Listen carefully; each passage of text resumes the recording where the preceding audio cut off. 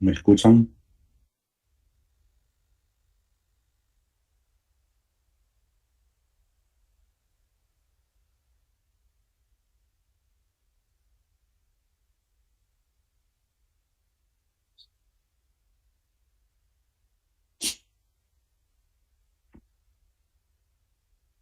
Perfecto, perfecto. Sí, yo también les extraño mucho, chicos. Hace mucho tiempo que no nos vemos. Qué suerte que estamos teniendo clase de nuevo hoy para matar saudades.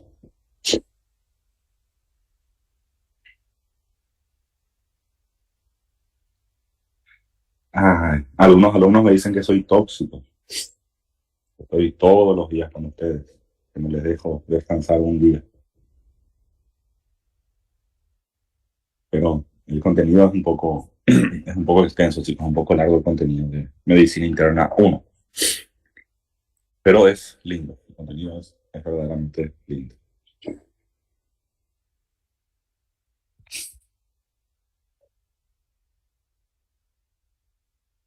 No, no puedo adelantar, pero podemos proyectar para que ustedes me pasen su parecer. Si está todo bien, de repente hay algo mal formulado, algo que no se entienda bien. Entonces ahí salimos de las dudas y aplicamos el examen. ¿Qué les parece?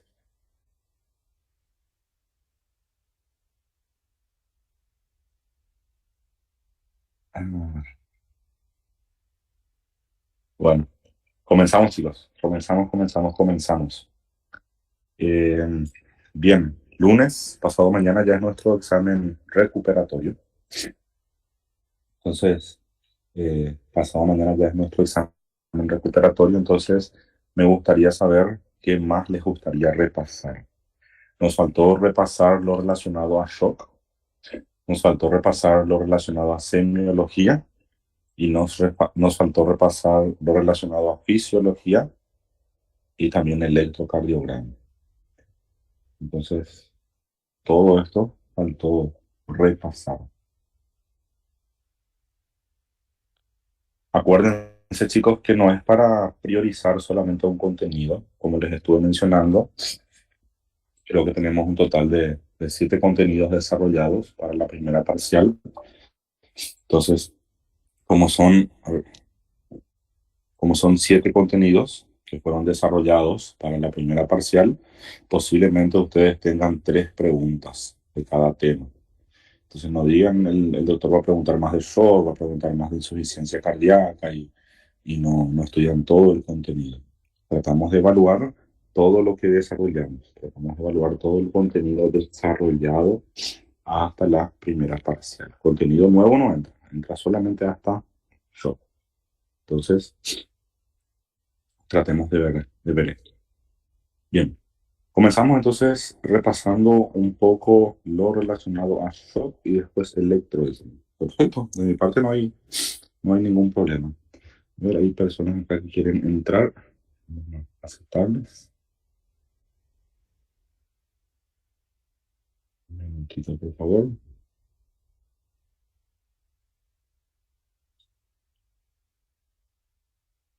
Estamos. Si tienen alguna duda, alguna pregunta, traten de, traten de activar sus micrófonos y hablar, porque cuando comparto mi pantalla no veo el chat, entonces me dificulta leerles. Traten de levantar la mano o traten de activar sus micrófonos por si tengan alguna duda con el contenido. Bueno, comenzamos a repasar lo relacionado a shock. Entonces, cuando hablamos de shock, tenemos que recordar que el shock viene a ser un estado de hipoperfusión. Esto significa de que al tejido le está llegando poca sangre, la hipoperfusión, y consecuentemente, como tengo una hipoperfusión, yo voy a tener una hipoxia.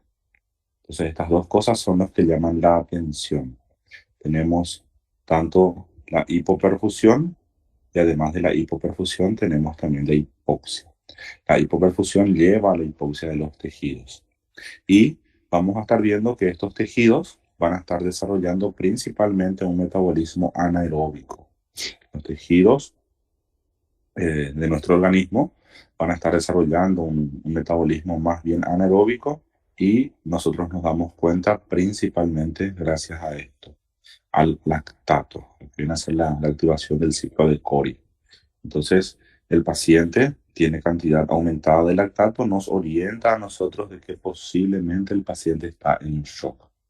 De forma aislada no, de forma aislada no, sino que tengo que demostrar esta hipoperfusión, tengo que demostrar la hipoxia.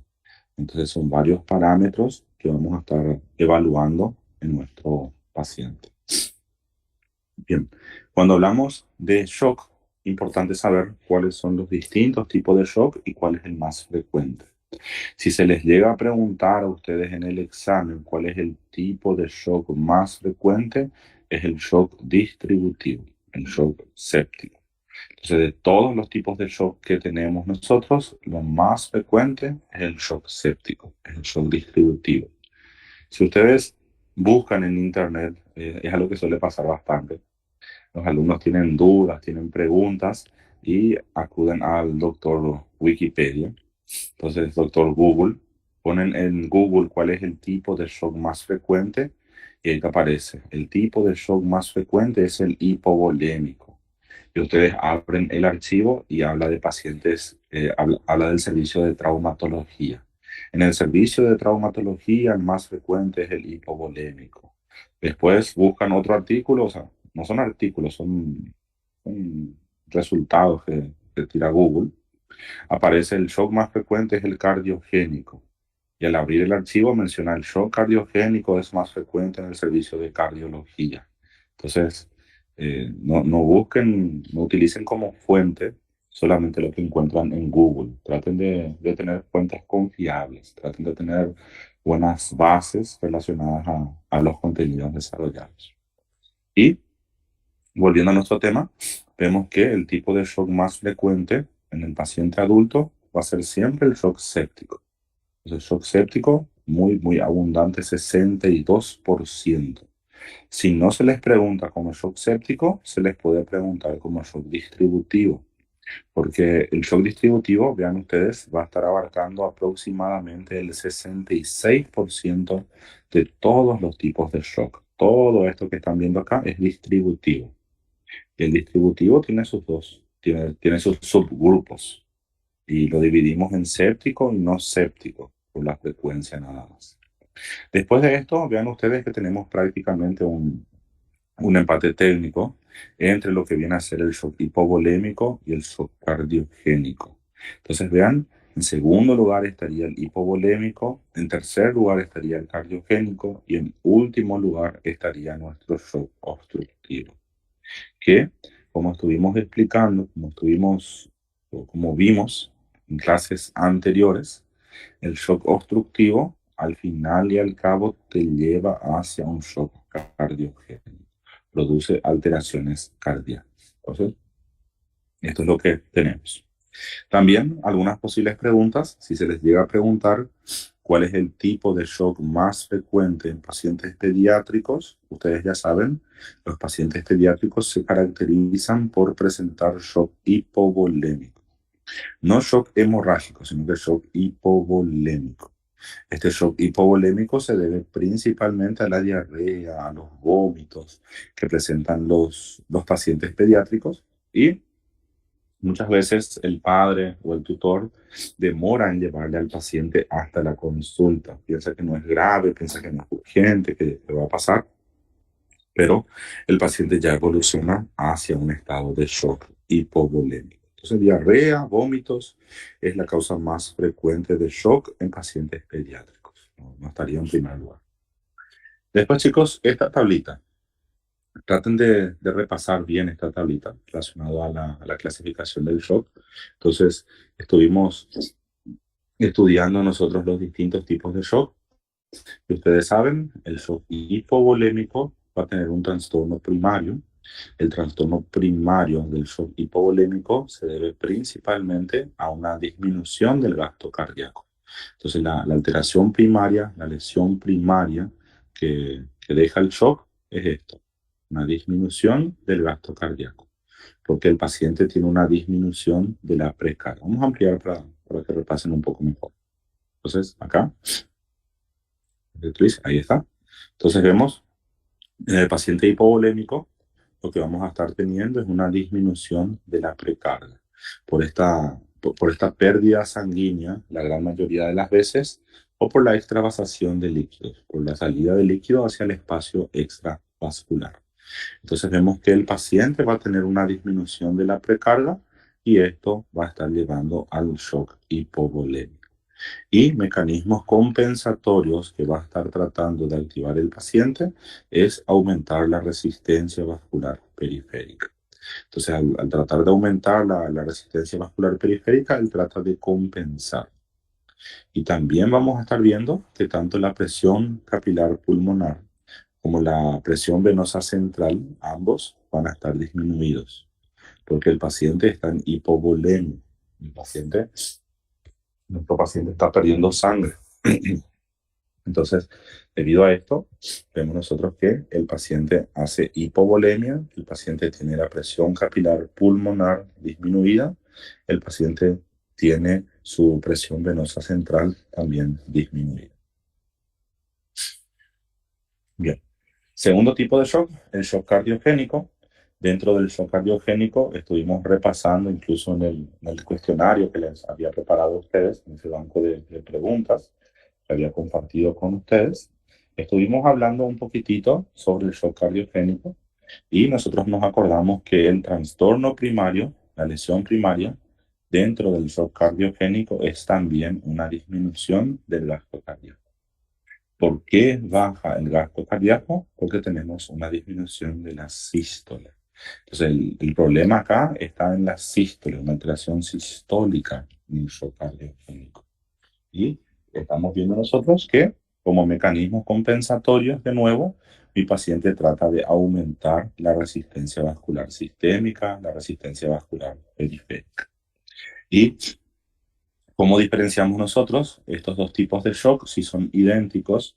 Si ambos cursan con disminución del gasto cardíaco, con aumento de la resistencia vascular periférica, por la presión venosa central, la presión capilar pulmonar. Estos pacientes son pacientes que van a cursar generalmente con una presión capilar pulmonar aumentada, porque la gran mayoría de las veces el infarto que va a llevar hasta el shock es el infarto del ventrículo izquierdo. Si yo tengo un infarto de nuestro ventrículo izquierdo, vamos a tener fuerza suficiente para inyectar la sangre desde el ventrículo izquierdo, comienza a acumularse el líquido, entonces aumenta la presión capilar pulmonar. Decimos que el paciente es húmedo. Y la presión venosa central puede estar aumentada, puede estar normal. No es tan frecuente, chicos, el impacto del ventrículo derecho. También puede llegar a darse, pero lo más frecuente es el infarto.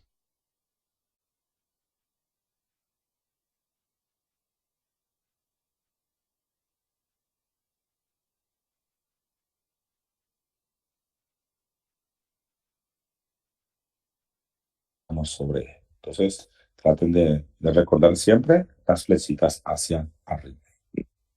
Siguiente tipo de shock, chicos, era el shock obstructivo.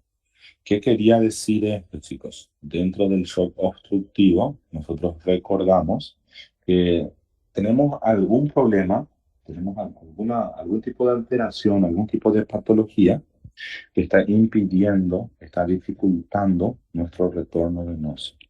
Como estamos dificultando el retorno venoso, o sea, como estamos, eh, en realidad acá el problema no es el retorno venoso, sino acá el problema es que el corazón no se puede distender de forma correcta. Por eso se llama shock obstructivo. Mi corazón no puede hacer correctamente la diástole, porque estamos desarrollando, por ejemplo, un taponamiento cardíaco. Estoy teniendo la acumulación de sangre entre el pericardio parietal y el pericardio visceral. Entonces, como comienza a acumularse sangre entre esas dos hojas del pericardio, mi corazón no puede hacer correctamente la diástole. Lo mismo pasa, por ejemplo, en la hipertensión, en un neumotórax hipertensivo.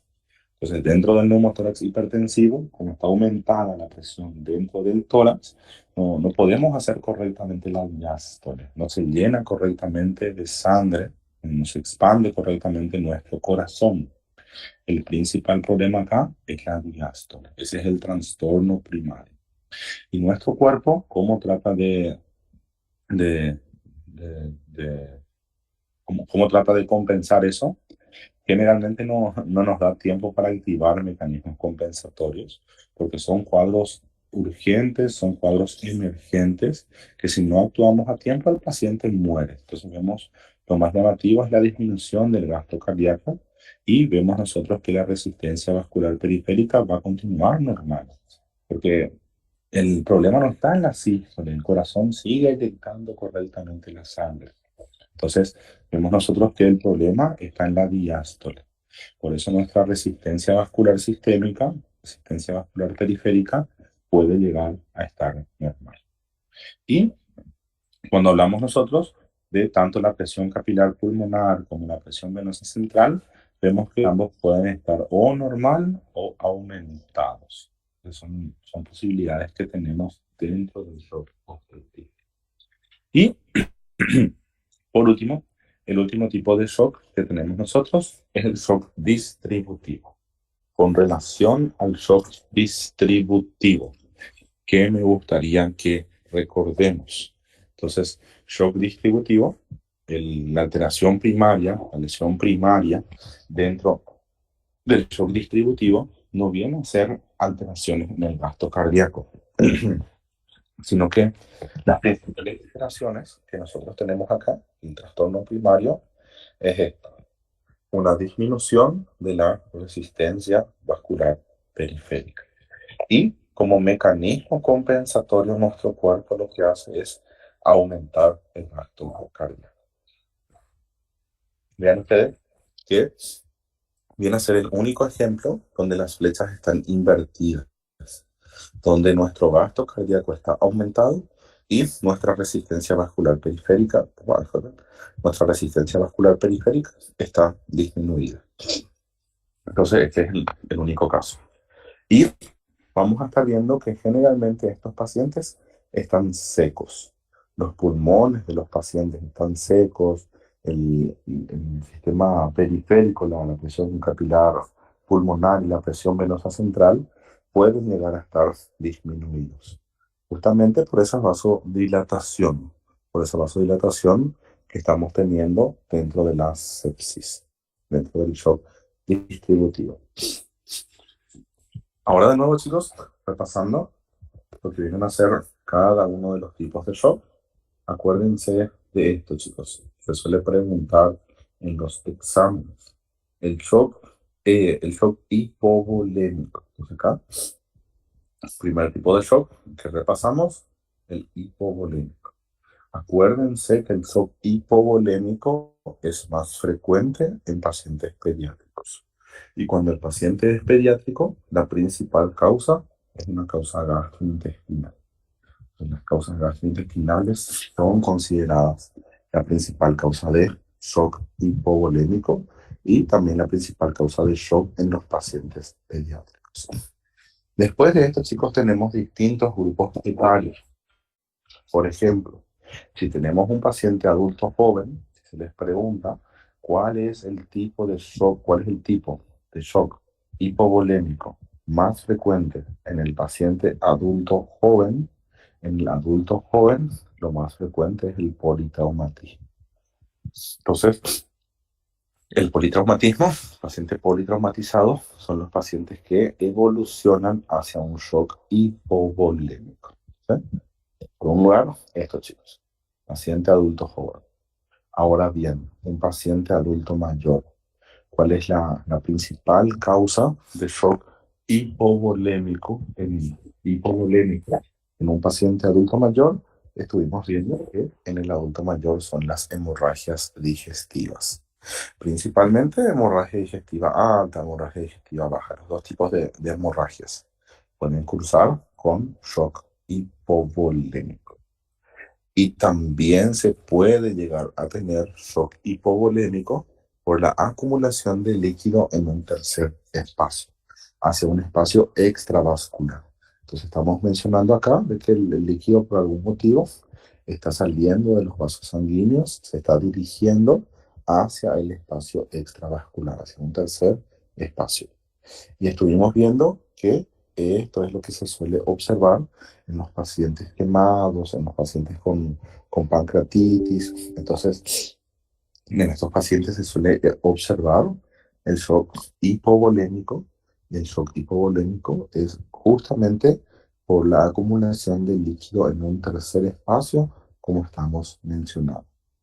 Entonces, es eso con relación al shock hipovolémico. No confundir la palabra shock hipovolémico con la palabra shock hemorrágico, porque son cosas diferentes.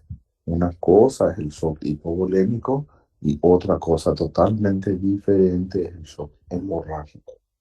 Les comento esto, chicos, porque a veces los alumnos en los exámenes suelen confundirse. Entonces, ellos confunden lo que viene a ser el shock hipovolémico con el shock hemorrágico. Piensan que es la misma cosa, pero no necesariamente va a estar relacionado con la hemorragia. Por ejemplo, en los pacientes pediátricos, su causa es gastrointestinal, es vómito, es diarrea, no está relacionado con sangre. Por eso no es correcto llamarlo como shock hemorrágico. Y también los pacientes quemados, los pacientes con pancreatitis, estos pacientes también van a estar desarrollando un tipo de shock en el cual ellos no pierden sangre, pero igual pierden la volemia.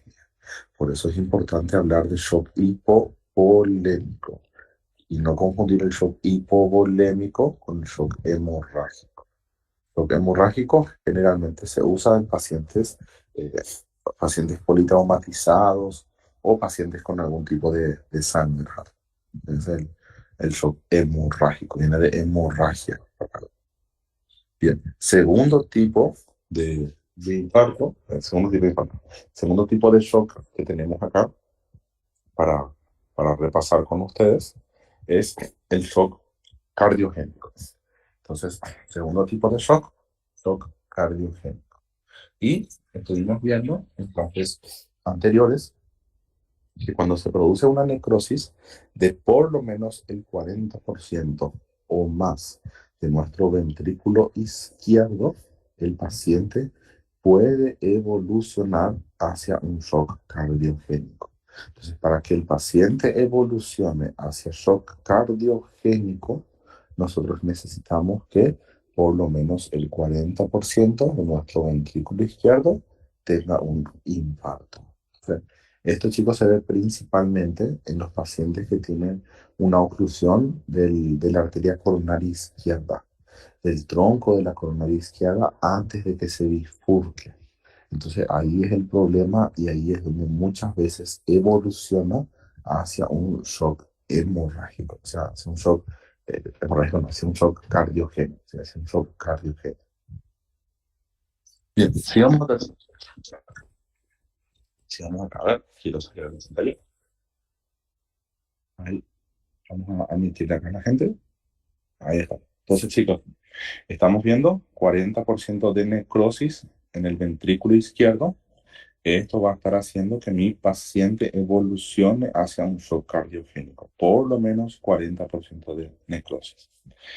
Todavía no estudiamos las arritmias, chicos, pero vamos a estar estudiando que estas arritmias, muchas de ellas van a estar evolucionando también hacia el shock cardiogénico, principalmente porque muchas arritmias o sea, se relacionan con formación de trombos y estos trombos pueden llegar a producir infartos. Entonces, más bien por eso, cuando lleguemos a estudiar la clase de arritmias, van a entender mucho mejor esto.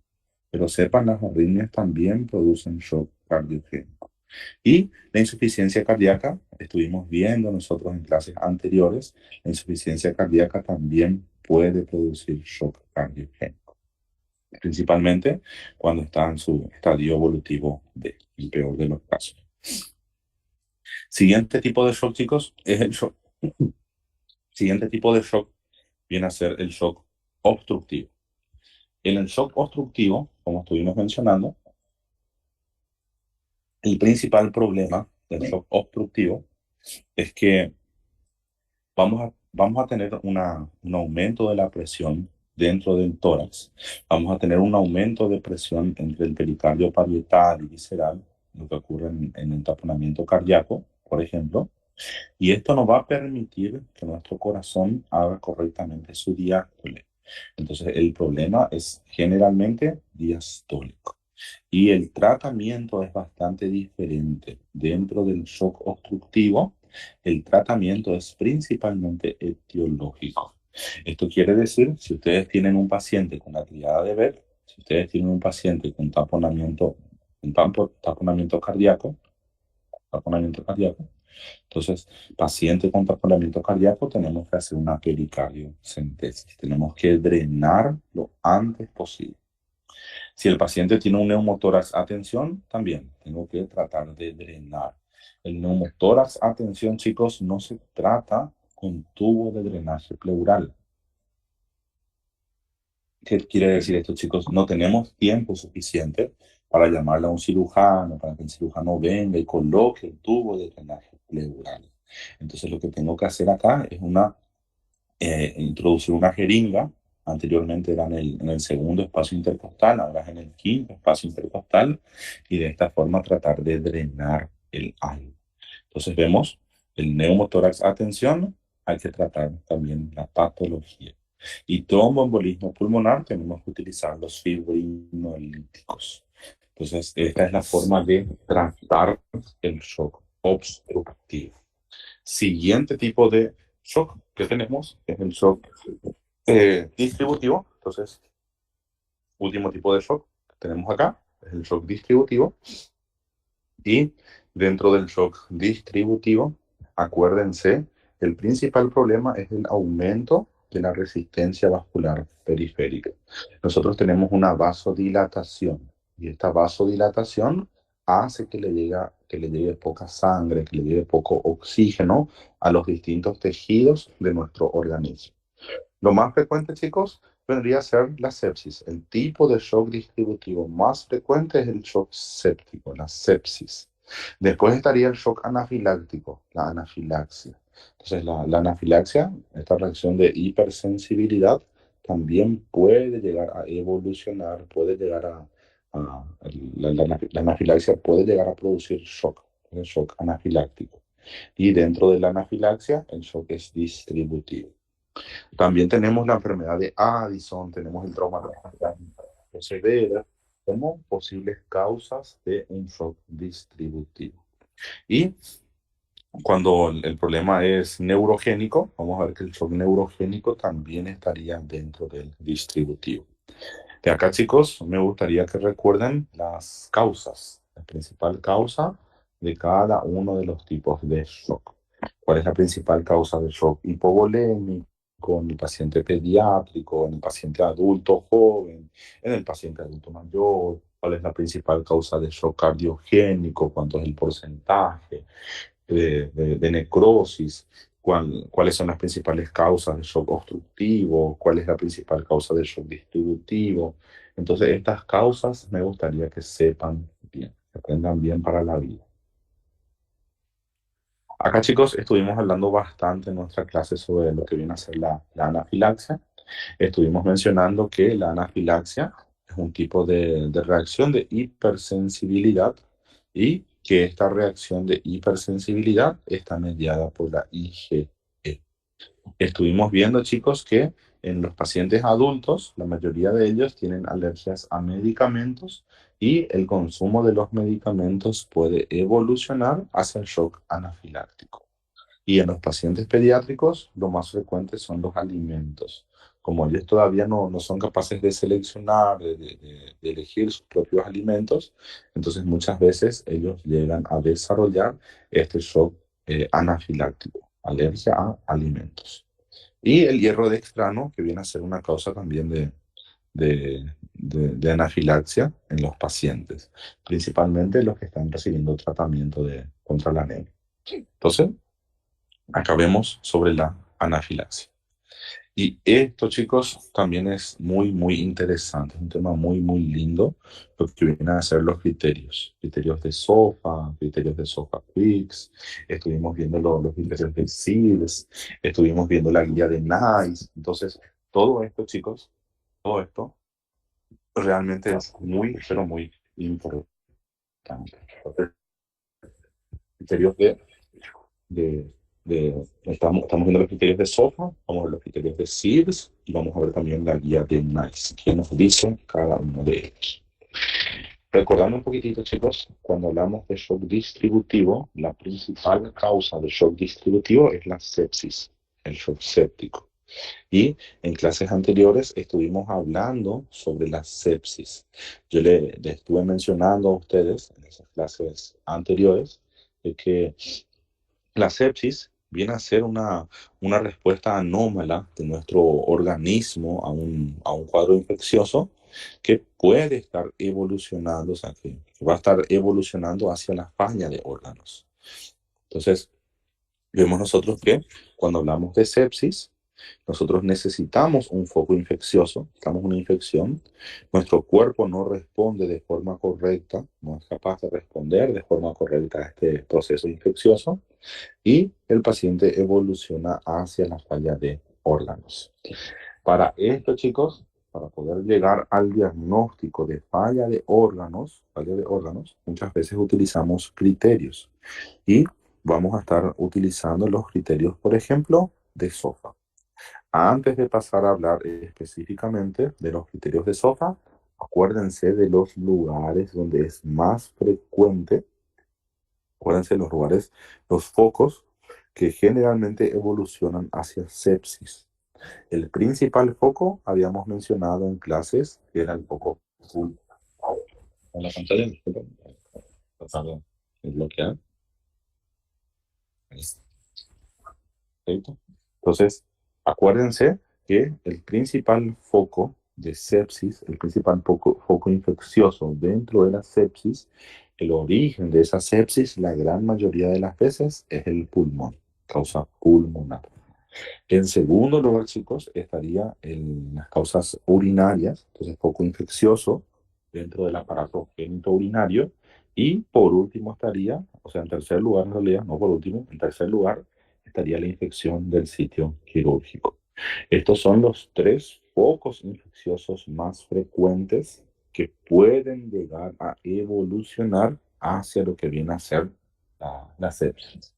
Y además de tener un foco infeccioso, nosotros necesitamos determinar que el paciente tiene falla de órganos. Para eso, chicos, utilizamos, por ejemplo, los criterios de SOFA. Dentro de los criterios de SOFA, nosotros nos acordamos, son 6 los órganos evaluados. Entonces, estos 6 órganos evaluados son el sistema nervioso central. Dentro del sistema nervioso central estuvimos hablando un Glasgow menor a 15, ya nos estaría indicando una falla de más de un órgano. Si el foco es infeccioso, por ejemplo, ¿por qué está teniendo el paciente una disminución del nivel de conciencia? ¿Por qué el paciente está teniendo una alteración en la escala de Glasgow? Entonces vemos que sí, dentro del sistema nervioso central, cuando el paciente tiene un nivel de conciencia, una escala de Glasgow, menor a 15, ya suma un punto. Después de esto, chicos, tenemos lo que viene a ser el hígado. Dentro del hígado, el parámetro que tenemos en cuenta es la bilirrubina. Generalmente el valor normal de la bilirrubina es 1, bilirrubina total. Entonces, si yo tengo un aumento de la bilirrubina por encima de este valor, me indica sí. El paciente, además de tener un foco infeccioso, que generalmente el origen es pulmonar, el origen es genitourinario. Además de tener esto, nosotros vemos que ya está teniendo la afectación de hígado, está teniendo una falla multiorgánica, que son 2 órganos acometidos. Entonces, por eso nos llama la atención la bilirrubina aumentada. Estuvimos viendo que dentro del pulmón no utilizamos como parámetro la frecuencia respiratoria en sí, sino que dentro del aparato respiratorio, dentro de los pulmones, nuestro parámetro para poder estudiar lo que viene a ser el SOFA, viene a ser el PAGI, la relación entre la presión arterial de oxígeno. Entonces, estas iniciales PA es presión arterial de oxígeno y FI es fracción inspirada de oxígeno. ¿Qué quiere decir esto, chicos? Que nosotros necesitamos hacerle al paciente, además de evaluarle clínicamente al paciente, yo necesito hacerle laboratorios a mi paciente. Por ejemplo, necesito un hepatograma. El hepatograma es para ver la bilirrubina del paciente. Además del hepatograma del paciente, yo necesito hacerle una gasometría. La gasometría del paciente es para ver cómo está su presión arterial de oxígeno. Porque lo que yo tengo que hacer es dividir la presión arterial de oxígeno con la fracción inspirada de oxígeno. La máquina no te trae el resultado del PAFI. Ustedes son los que tienen que calcular el valor del PAFI. Y ustedes se acuerdan, el PAFI normal es 450. Entonces, si se hacen las divisiones, van a estar viendo que la mejor relación que tenemos entre la presión arterial de oxígeno y la presión inspirada de oxígeno, la mejor relación que nosotros tenemos es cuando sale 450.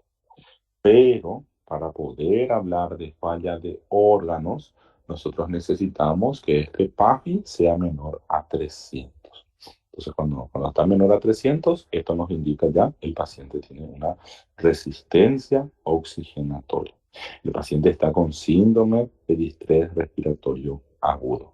Y un PAFI menor a 250 es criterio para intubar al paciente. Y no hay de otra, sí o sí tenemos que intubarle a nuestro paciente.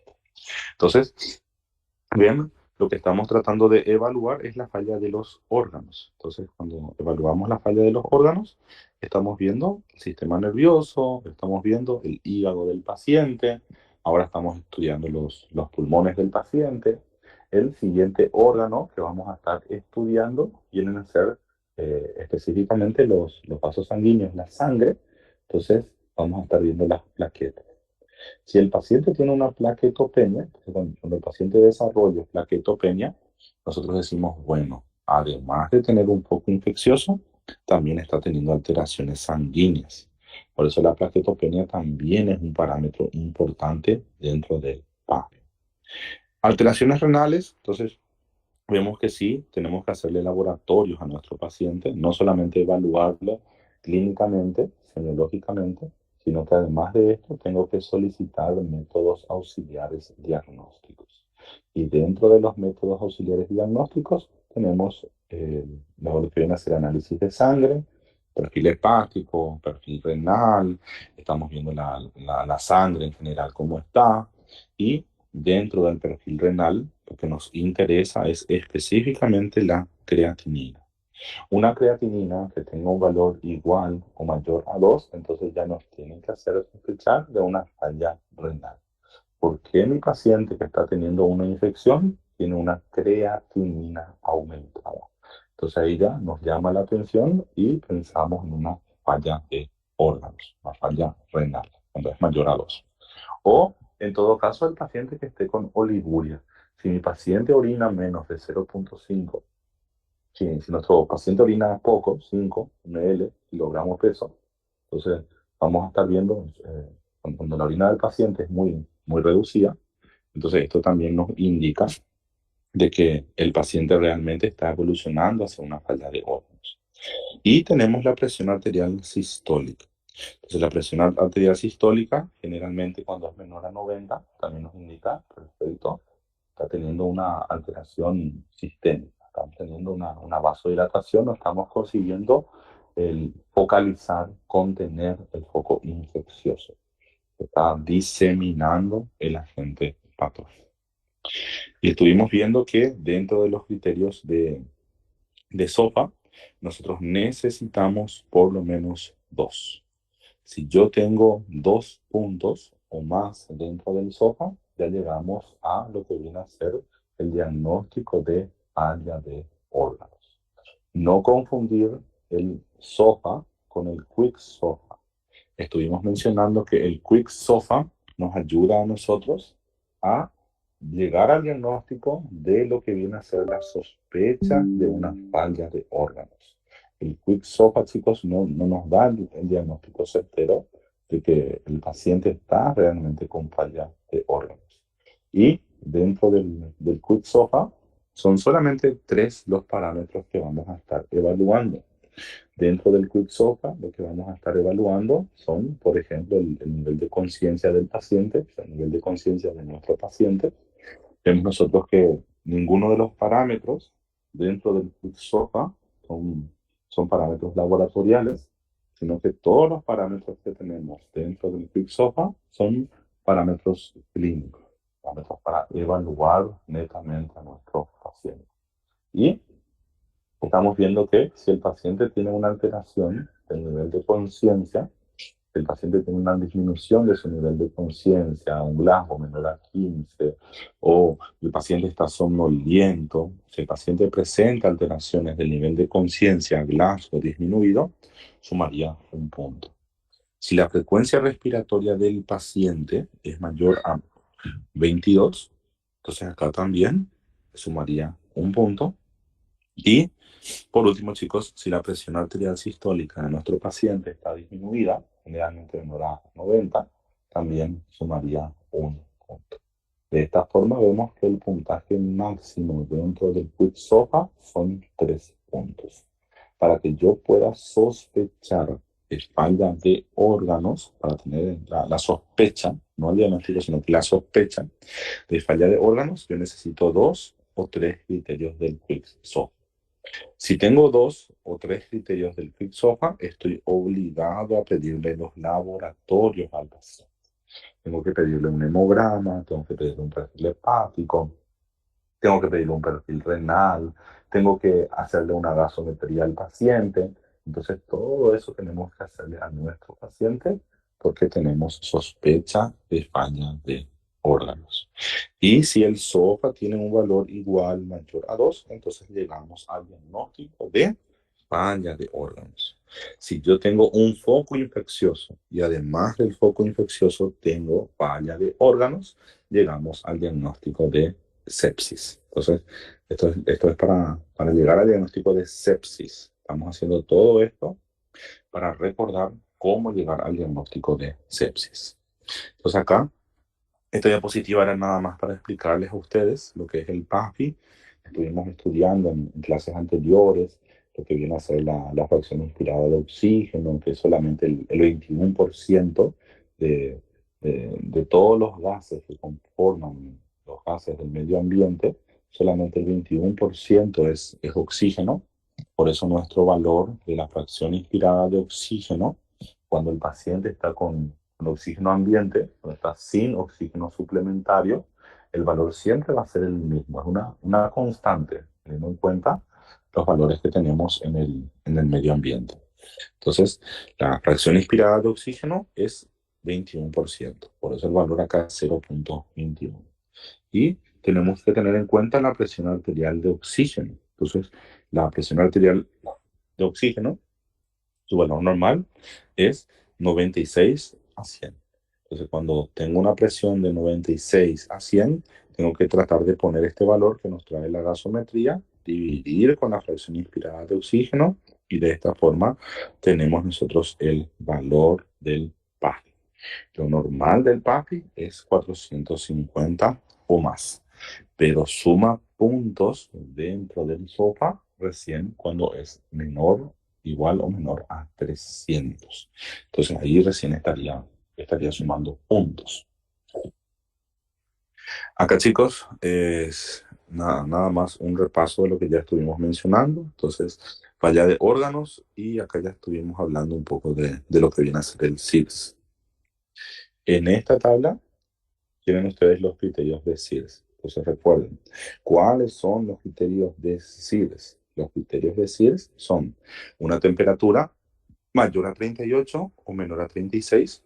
Entonces vemos, esto no se utiliza de forma universal para los pacientes clínicos, para los pacientes que tienen sepsis, sino que utilizamos generalmente esto cuando no tenemos un foco infeccioso. Cuando tenemos la ausencia de un foco infeccioso, por ejemplo, los pacientes quemados, los pacientes con pancreatitis, los pacientes politraumatizados. Entonces, en estos pacientes utilizamos los criterios de SIRS para hablar de un síndrome de inflamación, de un síndrome de respuesta inflamatoria sistémica. Entonces, el SIRS estamos viendo nosotros el CIRS, va a estar evaluando 4 criterios. ¿Cuáles son los 4 criterios que vamos a tener en cuenta dentro del CIRS? Son la temperatura, una temperatura muy alta o una temperatura muy baja. Todo esto estaría sumando puntos. También la frecuencia cardíaca. Si la frecuencia cardíaca del paciente es mayor a 90, también sumaría un punto. La frecuencia respiratoria, chicos, acá nuestro parámetro no es 22, sino que acá nuestro parámetro es 20. La frecuencia respiratoria mayor a 20 o una presión arterial de CO2 menor a 32, entonces también sumaría un punto.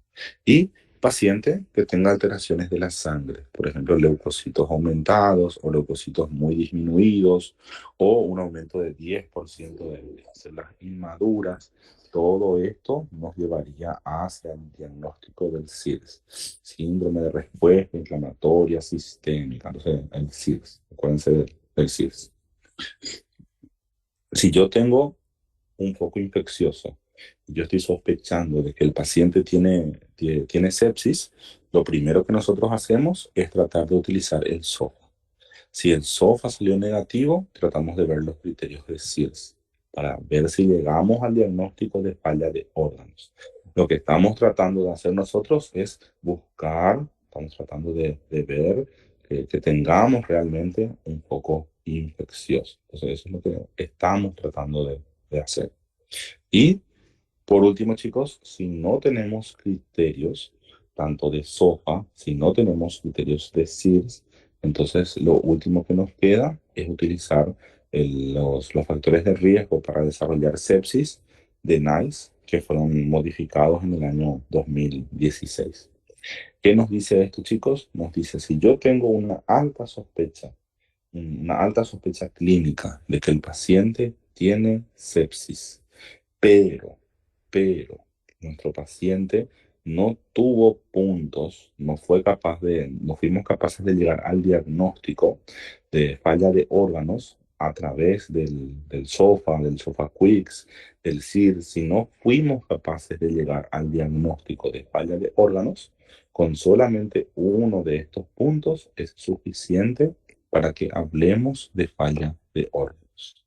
Y estos parámetros, chicos, que tenemos en cuenta son la edad del paciente. Entonces, si el paciente tiene más de 75 años, entonces, personas mayores de 75 años, personas muy frágiles, con una baja resistencia al esfuerzo, la actividad física, lentitud, debilidad, pérdida de peso. Entonces, en estos pacientes, con ese único criterio de la edad, ya es suficiente para llegar al diagnóstico de sepsis. Si de repente el paciente es más joven, no tiene 75 años, tiene 50 años, de repente el paciente tiene 40 años, sabemos, el paciente no cumple con la edad que es requisito, ¿no?, de la guía de NICE, pero el paciente tiene problemas del sistema inmune. El paciente utiliza algún tipo de drogas, por ejemplo, el paciente que tiene quimioterapia, que está inmunosuprimido. Entonces, las personas que tienen alguna disfunción inmune, por ejemplo, las personas con diabetes, las personas que ya fueron esplenectomizadas, las personas con neoplasias hematológicas, las personas con infección por VIH. Entonces, todas estas personas vamos a tener en cuenta solamente este parámetro más la sospecha clínica de sepsis para llegar al diagnóstico de sepsis. Las personas que toman por algún motivo corticoides a largo plazo, personas que toman fármacos inmunosupresores para tratar trastornos no malignos, como por ejemplo las enfermedades reumatológicas o para poder realizar un trasplante de algún órgano. Entonces vemos que todos estos pacientes están teniendo alteración del sistema inmune o están teniendo alguna enfermedad, pues algún tipo de droga específica que estamos mencionando. El tercer punto que tenemos en cuenta dentro de la guía de NICE menciona que personas que han sido sometidas a una cirugía o algún tipo de procedimiento invasivo, como por ejemplo el cateterismo cardíaco, algún tipo de procedimiento invasivo. Entonces, en las últimas 6 semanas, también consideramos eso como un punto positivo dentro de los factores de riesgo para desarrollar sepsis y automáticamente llegamos al diagnóstico. Personas con cualquier daño de la integridad de la piel, como por ejemplo cortes, quemaduras, ampollas, infecciones de la piel, administración de sustancias por vía intramuscular, endovenosa, las personas que son adictas a drogas por vía parenteral. Entonces, todas estas personas que tenemos acá, vemos que además de tener una alta sospecha clínica de que el paciente tiene sepsis, está teniendo puerta de entrada, está teniendo algún lugar por donde el agente patógeno está ingresando. Personas que abusan de drogas por vía intravenosa, entonces lo que mencionamos, los adictos a drogas por vía parenteral también estarían ganando un punto acá. Personas que usan catéteres de manera permanente, por ejemplo, las personas que están dializadas o un paciente que tiene talla vesical, algún tipo de sonda de forma permanente, entonces también entraría dentro de este grupo.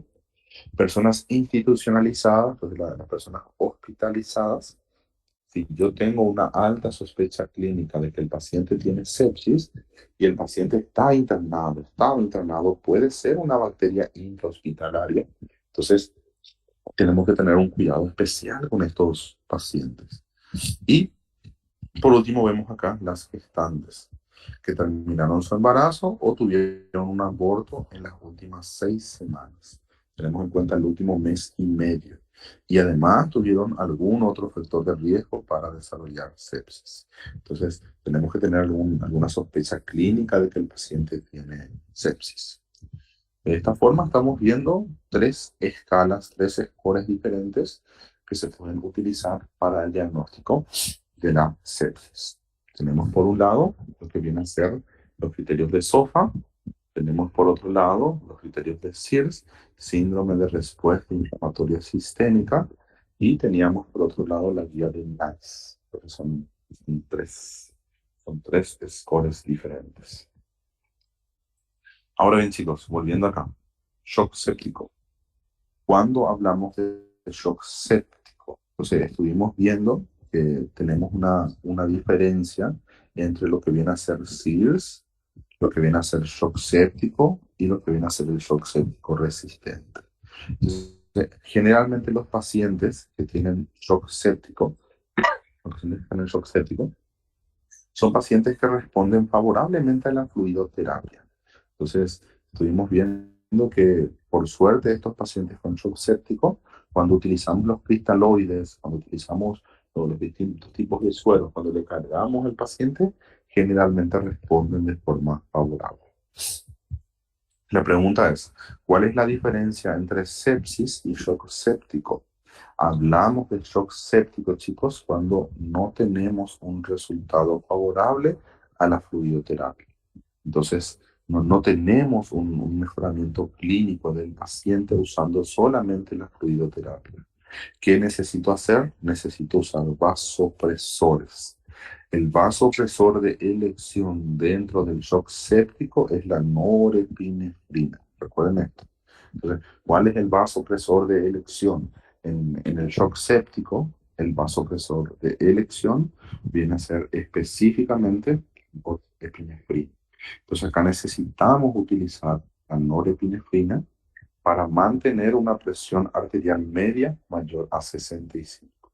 Y también si el lactato del paciente sigue aumentado, si el lactato del paciente sigue alto, mayor a 2, entonces también nos indica de que el paciente está en shock. Ya está dentro de un metabolismo anaeróbico. Ya tiene una hipoperfusión, una hipoxia tisular. Por eso es que el lactato en estos pacientes está aumentado. Y estuvimos viendo que el shock séptico resistente es un paciente que no responde a fluidoterapia, no responde a vasopresor. Entonces, la tasa de mortalidad en estos pacientes es muy, muy elevada. Aproximadamente 80-90% de los pacientes van a estar orbitando, van a fallecer De cada 10 pacientes, 8, 9 no sobreviven al shock séptico resistente. Ahora bien, chicos, ¿cuáles son los criterios, o sea, cuáles son los grados del shock hemorrágico según las guías del APLS? Entonces, como les estuve mencionando, chicos, no confundir lo que viene a ser el shock hipovolémico con el shock hemorrágico, porque son dos tipos de shock totalmente diferentes. Una cosa es el shock hipovolémico y otra cosa muy diferente es el shock hemorrágico. ¿Por qué les menciono esto, chicos? Porque como estuvimos mencionando en clases, el shock hemorrágico fue desarrollado para que tengamos una guía, para que tengamos un manual, un protocolo de cómo actuar, para tratar de unificar los manejos, el manejo en los pacientes politraumatizados, en los pacientes que están perdiendo sangre, que tienen algún tipo de corte. Entonces, por eso se crearon estas guías, este manual de ATLS, y nos establece cuáles son los protocolos a seguir que tenemos que hacer en un paciente que tiene algún tipo de hemorragia. Por eso lo llama de shock hemorrágico.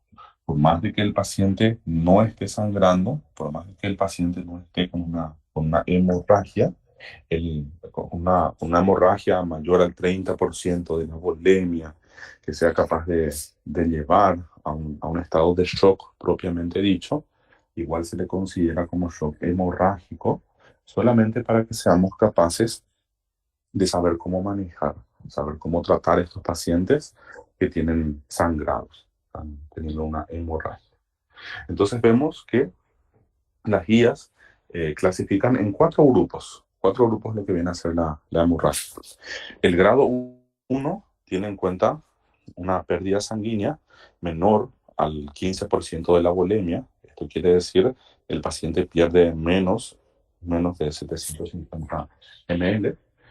Entonces, cuando mi paciente pierde menos de 750 ml, nuestro paciente está evolucionando hacia un tipo de shock que viene a ser el shock hemorrágico grado 1. El paciente todavía no tiene un estado de hipoperfusión muy marcada, el paciente no tiene un estado de hipoxia, todavía el lactato no está elevado. Incluso, chicos, ustedes recordarán que estos pacientes que tienen un shock hemorrágico grado 1 van a estar cruzando con sus parámetros biomédicos prácticamente dentro de lo normal. Su frecuencia cardíaca está normal, su presión arterial está normal, su frecuencia respiratoria está normal. Entonces, prácticamente todos los parámetros en estos pacientes están normales. El sistema nervioso del paciente incluso está sin alteraciones. Entonces, vemos que no hay nada llamativo en este paciente. El paciente todavía no evolucionó hacia un shock propiamente dicho, pero se le llama como shock hemorrágico para saber cómo tratar el paciente, para tener un manejo universal de estos pacientes. Después de esto, chicos, a tener principales alteraciones están las que el,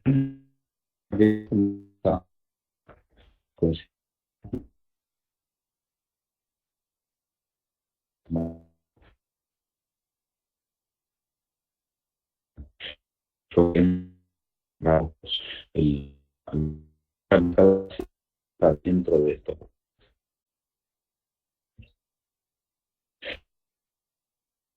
Normal, no tiene alteraciones, porque se activaron los mecanismos compensatorios, el paciente está activando los mecanismos para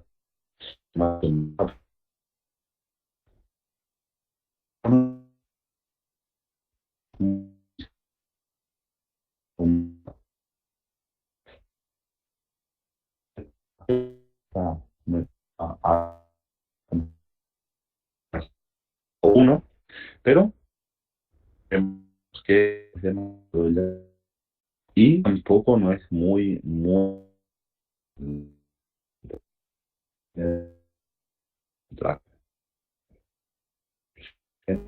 grado 1, como el shock hemorrágico, vamos a estar tratando principalmente con cristales. Obviamente tenemos que determinar la causa del sangrado. Tenemos que ver dónde está sangrando el paciente, dónde está perdiendo sangre nuestro paciente para poder cerrar la canilla. Entonces, además de cerrar la canilla, yo tengo que cargarle volumen al paciente. Además de parar el sangrado del paciente, yo tengo que darle volumen. Y el volumen lo cargamos con cristal, no utilizamos colillas. Tenemos Professor, tá travando geral. ¿Está subiendo mal la señal?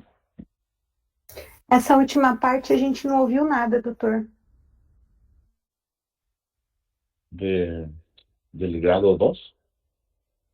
Essa parte do líquido, da restrição de líquido, essa última parte a gente não ouviu. Ah, perfecto. Voy a ver una con mejor señal. Que no está llegando bien acá la señal. Ah, voy a irme más cerca del router para ver si mejora la señal. ¿Cómo la está?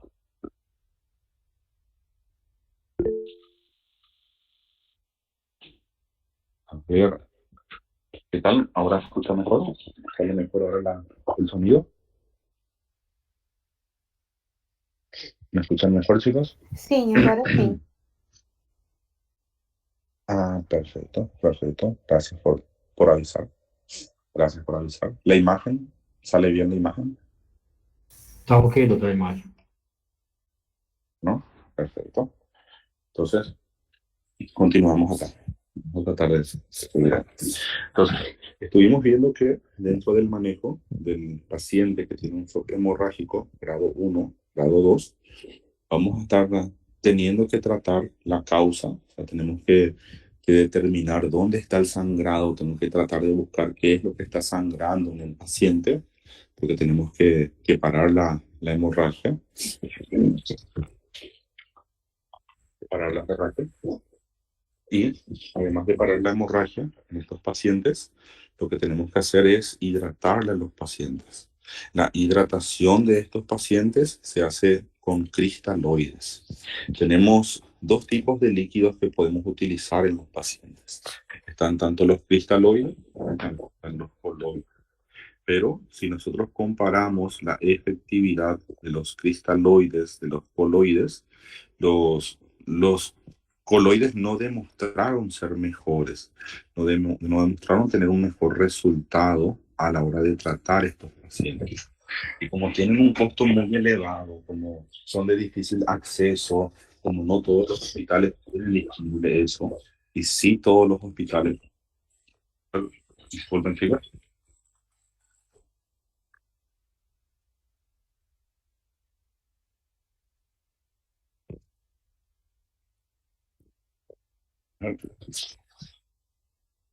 un minutito chicos por favor.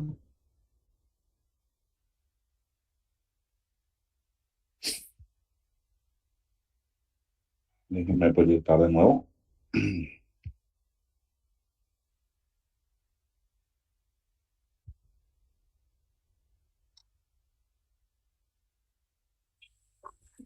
Denme un minuto, chicos.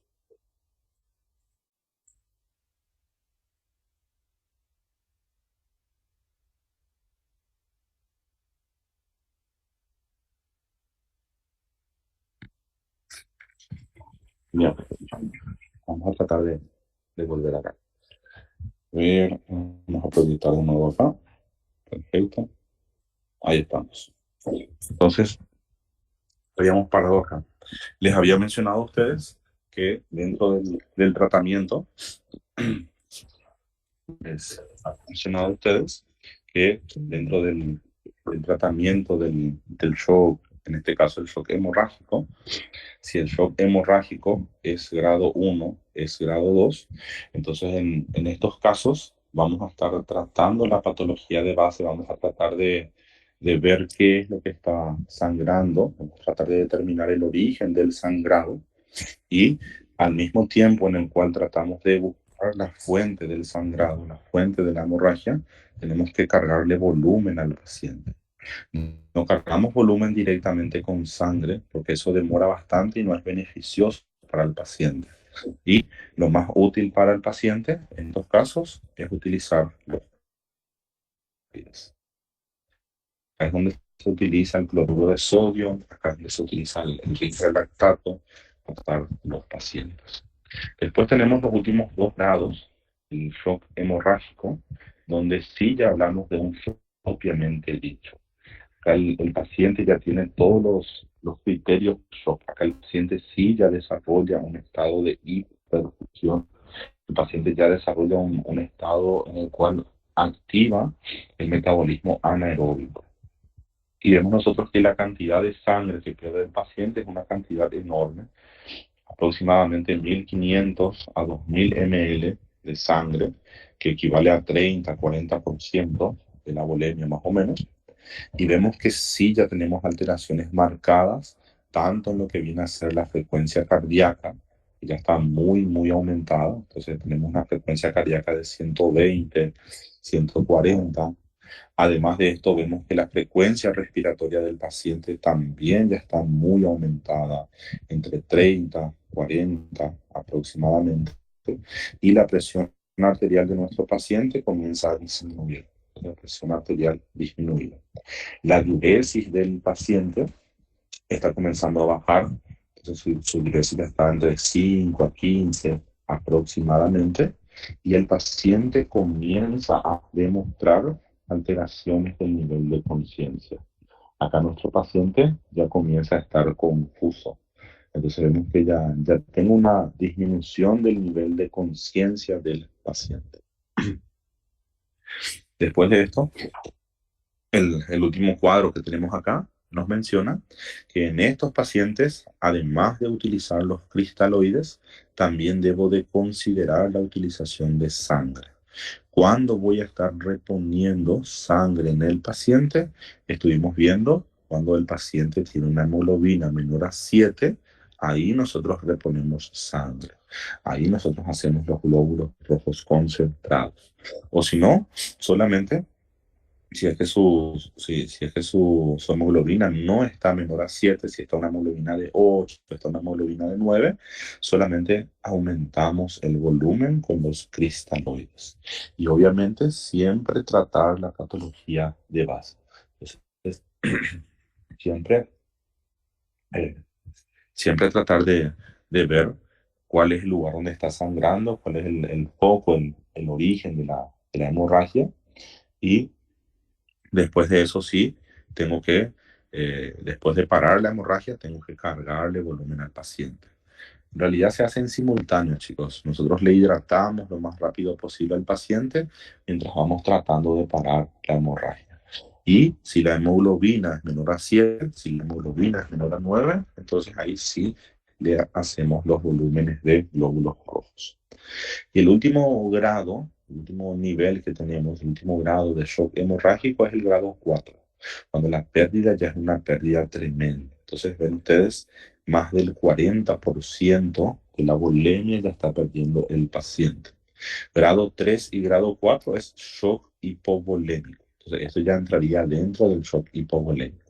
Grado 1, grado 2 no entraría dentro del shock hipovolémico. Nuestro paciente todavía no está chocado.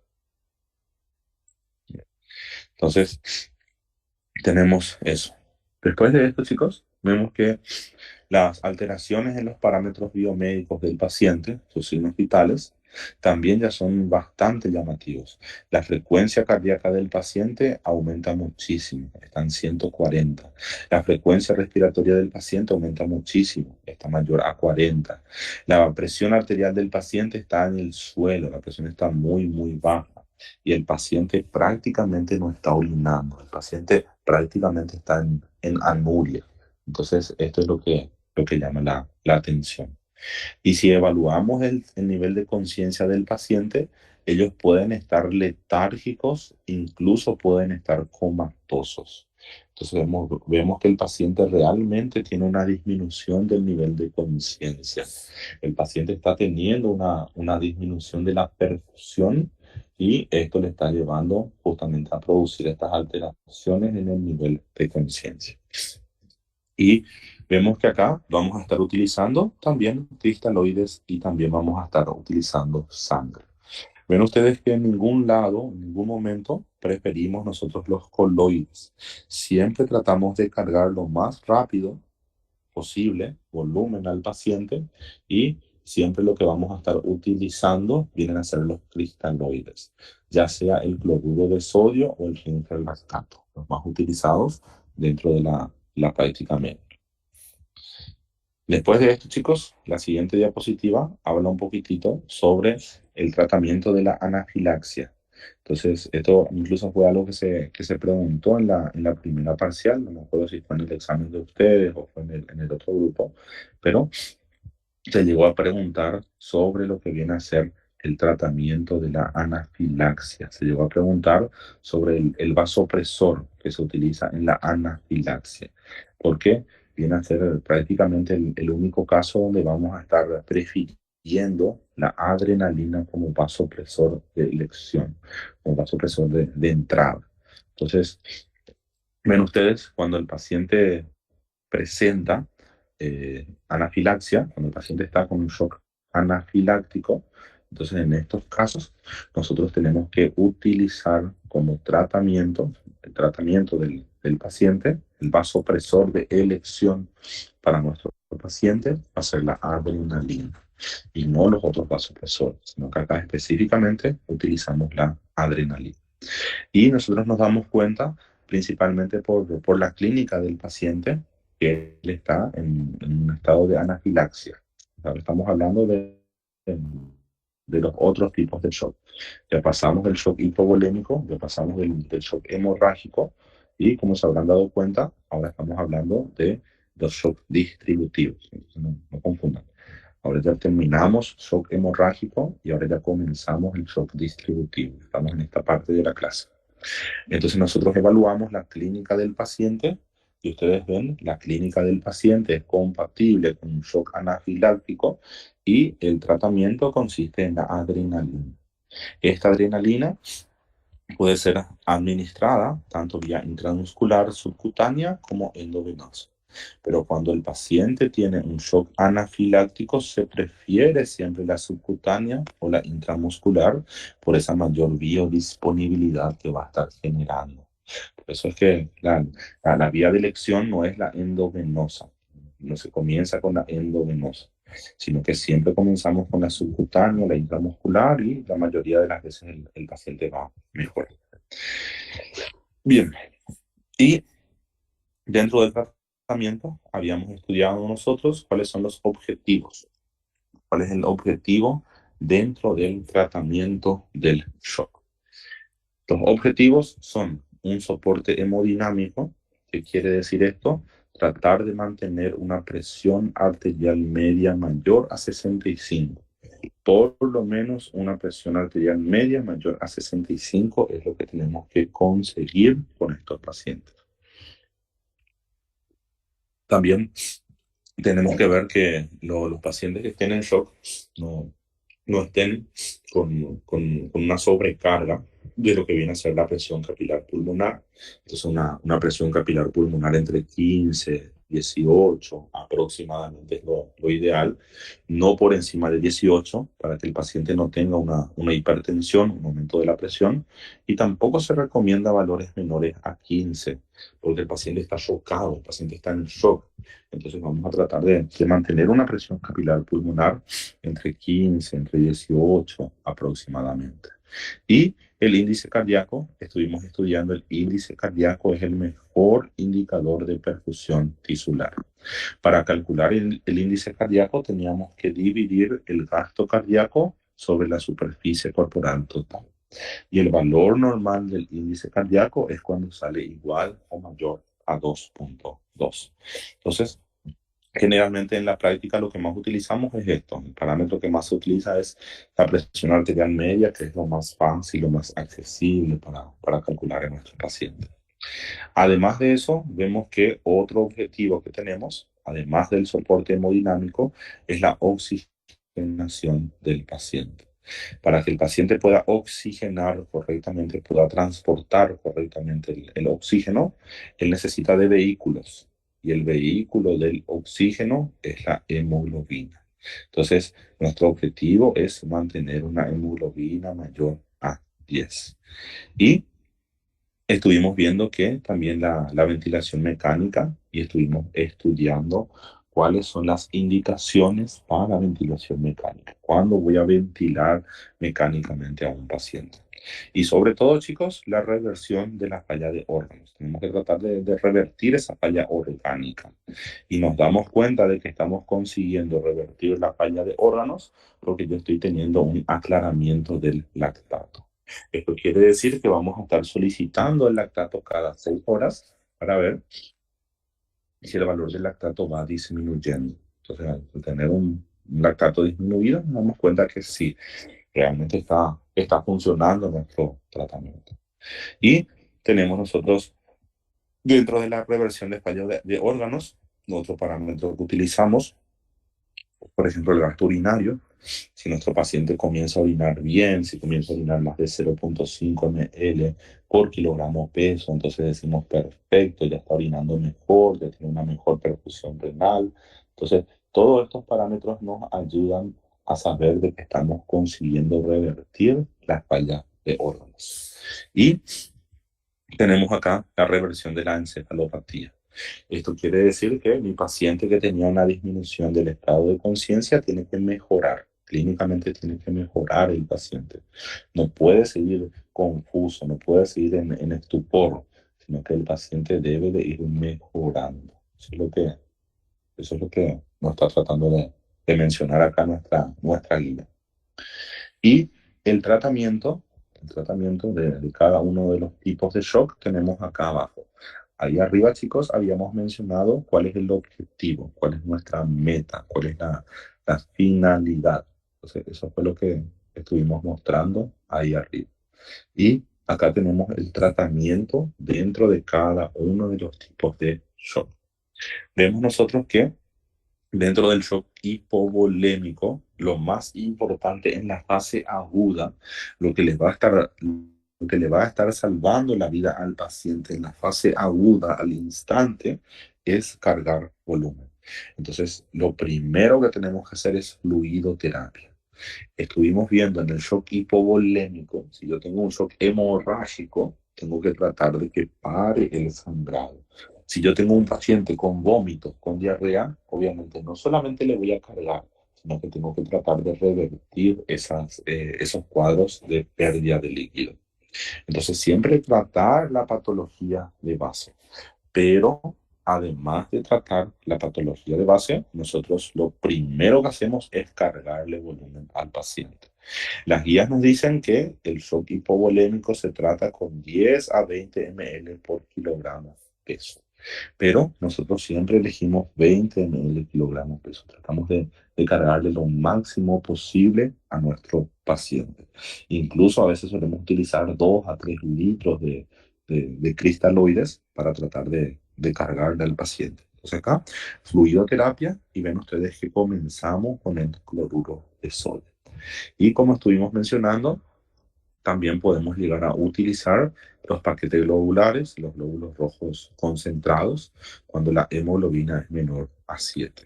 Y estuvimos mencionando que podemos llegar a transfundir plaquetas cuando las plaquetas del paciente son menores a 50.000. Entonces, esto estuvimos viendo en clases anteriores. Acuérdense que los pacientes que tienen un shock hipovolémico y la causa del shock hipovolémico es causa gastrointestinal, además de cargarle estos 10, 20 ml por kilogramo peso, además de hacer eso, yo tengo que reponer 1500 ml de pérdidas insensibles. Entonces acá le pasamos una mayor cantidad de volumen, le pasamos una mayor cantidad de líquido a nuestro paciente. Además de estos 20 ml kilogramo peso, le pasamos 1500 ml a más. Entonces, esto es un caso un poco diferente que se ve cuando el paciente tiene pérdidas gastrointestinales. Y siguiendo acá, chicos, vemos que el shock cardiogénico, Acá vamos a tratar de restringir, de hacer una restricción hídrica, de dar la menor cantidad de líquido posible a nuestro paciente, porque acá el problema no es la precarga, acá el problema no está en la cantidad de sangre que tiene el paciente, sino que el principal problema acá está en el corazón. El paciente generalmente tiene un shock cardiogénico por un infarto. Entonces acá tengo que tratar de restringir los líquidos. El paciente posiblemente está con una insuficiencia cardíaca. Entonces no tengo que sobrecargarle más a mi paciente. Lo ideal es que en estos pacientes utilicemos los fármacos ionotrópicos positivos. Y estuvimos viendo en clases anteriores que en condiciones vamos a estar utilizando la dobutamina. Generalmente cuando vemos un índice cardíaco disminuido, ahí es donde comenzamos con la dobutamina, o si no, comenzamos con la dopamina o la norepinefrina. Entonces, estos tres ionotrópicos positivos tienen sus indicaciones precisas. Estuvimos estudiando cuándo darle al paciente cada uno de estos ionotrópicos. Dentro del shock obstructivo, vemos nosotros que lo más importante acá, lo urgente realmente es tratar la causa. Entonces acá, vean ustedes, en ningún momento hablamos de sobrecargar al paciente, cargar mucho volumen, 10, 20, 30 ml, kilogramos peso. En ningún momento mencionamos esto, sino que decimos acá lo más importante es tratar la patología de base. Entonces, al tratar la patología de base, el paciente mejora rápidamente. Esto quiere decir, si el paciente tiene un taponamiento cardíaco, tenemos que hacer una pericardiocentesis. Si el paciente tiene un neumotórax hipertensivo, tengo que colocar no se coloca un tubo, sino que tenemos que tratar de drenar, una toracostomía. Si el paciente tiene un tromboembolismo pulmonar, utilizar los fibrinolíticos, estuvimos estudiando. Entonces, esta es la conducta dentro del shock obstructivo. Y dentro del shock distributivo, vean ustedes lo más llamativo acá del shock distributivo, es que la cantidad de líquidos que se utiliza es diferente. Utilizamos 30 ml kilogramos peso. Cuando hablamos solamente de sepsis, recuérdense, acá lo más importante es acá lo más llamativo vendría a ser la sepsis, el shock séptico. Cuando hablamos de un paciente que tiene sepsis, ustedes recuerdan, estos pacientes responden favorablemente a la fluidoterapia. Pero si mi paciente no responde correctamente a la fluidoterapia, yo me veo obligado a utilizar fármacos ionotrópicos. Y el ionotrópico de elección dentro de lo que viene a ser el shock distributivo, el mejor fármaco que tenemos acá es la norepinefrina. Pero siempre, chicos, además de hacer un manejo agudo del paciente, lo más importante es tratar la patología de base. Por eso acá les puse antibiótico terapia. Y la antibiótico terapia tiene que ser lo más precoz posible, tiene que ser lo antes posible. Tenemos 1 hora para poder instalar, porque la mortalidad del paciente va aumentando progresivamente. Entonces, tratemos de no tardar, de no demorar mucho para comenzar la antibiótico terapia. Y, a ver, eso teníamos acá. Vamos a avanzar ahora a esta diapositiva. Entonces, acá pasamos a esta diapositiva, donde estuvimos viendo los distintos fármacos que son utilizados dentro del tratamiento del shock. Estuvimos viendo la epinefrina. Utilizamos la epinefrina cuando el paciente tiene un shock anafiláctico. Entonces, la adrenalina, la epinefrina se utiliza en el shock anafiláctico, principalmente porque tiene un efecto tanto a nivel de los vasos sanguíneos como también a nivel del corazón. Entonces va a estar ayudando muchísimo la adrenalina. Estuvimos viendo que un paciente que tiene un índice cardíaco normal, que tiene un shock cardiogénico, pero llegamos al diagnóstico de shock cardiogénico porque su índice cardíaco está disminuido, el fármaco de primera línea en estos casos es la dobutamina. ¿Por qué utilizamos la dobutamina? Porque vemos la presión arterial del paciente está normal y vemos que la dobutamina no tiene efectos sobre la contracción de las arterias. Tiene solamente efectos a nivel de la contractibilidad y del cronotropismo, de la frecuencia cardíaca. Tiene un efecto ionotrópico y cronotrópico positivo. Por eso utilizamos cuando la presión arterial del paciente está normal.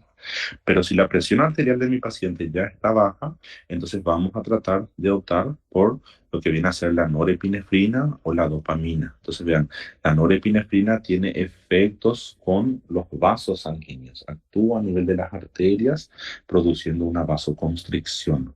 Por eso es que es de elección en los casos de que la presión del paciente vaya bajando. Y vean la dopamina también. Entre la dopamina y entre lo que viene a ser la dopamina y la norepinefrina, vean ustedes que la norepinefrina tiene un mayor efecto. Por eso comenzamos con la norepinefrina, si es que tenemos disponible.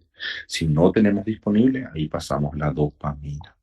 Y estos son los fármacos más utilizados. Entonces, acuérdense de estas cosas, de estos detalles que estábamos estudiando.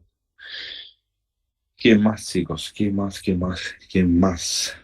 Estábamos hablando de un paciente que tiene shock. Pues acá habíamos mencionado un paciente con shock, pero un paciente que tiene alguna arritmia, una taquiarritmia. Entonces, yo no quiero estimular más al corazón. Entonces, el paciente está taquicárdico. Lo que yo quiero hacer es producir la contracción de los vasos sanguíneos. Entonces, en estos casos, puedo llegar a utilizar la fenilefrina. También se utiliza en el tratamiento del shock. Y terminando esta diapositiva, chicos, vemos nosotros que tenemos la diferencia entre lo que viene a ser el cloruro de sodio y el lactato. Acá nada más recuerden que si nosotros administramos más de 2 litros de cloruro de sodio, yo puedo producir en mi paciente una acidosis metabólica hiperclorémica, porque es el cloruro de sodio, tiene mucho cloro. Entonces, por eso puedo producir una acidosis metabólica hiperclorémica. Si utilizamos más de 2 litros de forma aguda, de forma rápida en el paciente, vamos a producir un aumento del calcio, una hipercalcemia. Por eso es que tratamos de evitar dosis rápidas, dosis grandes de estos cristaloides. Y bien, chicos, es prácticamente esto lo relacionado a shock. Prácticamente esto es lo relacionado a shock. En 2 horitas pudimos terminar de repasar shock.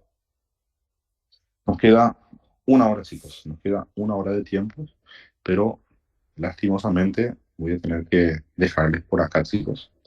Les dejo como tarea que sigan repasando los demás contenidos. No prioricen solamente shock, porque el examen lo hicimos antes de repasar shock. Entonces, traten de estudiar todos los temas para el examen recuperatorio del lunes. Traten de ver desde las básicas hasta las patologías. Nos dio tiempo de repasar un poco de anatomía, nos dio tiempo de repasar un poco de insuficiencia cardíaca y nos dio tiempo de repasar también lo relacionado a shock. En el examen no tenemos ningún caso clínico, entonces va a ser muy parecido a la primera parcial. Va a ser sin ningún caso clínico y las preguntas no son muy difíciles. Mismo estilo, muy parecido a lo que viene a ser a lo que fue la primera parcial, la recuperación. Para tratar de ser justos, estamos tratando de hacer bien parecido. No las mismas preguntas, no puede ser idéntico, pero sí lo más parecido posible. Bueno, gracias por el tiempo, chicos. Gracias por estar presentes el día de hoy. Les deseo un buen fin de semana a ustedes, que puedan descansar tranquilamente para rendir bien el lunes. Y bueno, nos vemos, chicos.